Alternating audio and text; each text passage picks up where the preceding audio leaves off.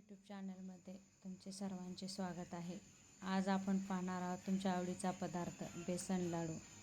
1 kilo बेसन पीठ, अर्धा kilo तूप, पाऊण किलो साखर मिक्सरमधून काढून घ्यावी आणि इलायची तुमच्या आवडीनुसार टाकू शकता। 1 चमचा किंवा कमी जास्त टाकू शकता। प्रथम बेसन पीठ बारीक दळून न आणता थोडेसे रवाळ आणावे, म्हणजे ते दातामध्ये चिकटत नाही। ते थोडेसे तूप टाकून भाजून घ्यावे, लालसर होईपर्यंत भाजावे। चांगले भाजल्यानंतर थोडे जास्त तूप टाकून भाजून घ्यावे।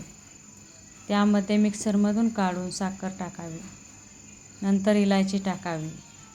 सर्व मिश्रण मिक्स करावे, त्यापासून लाडू बनवावेत।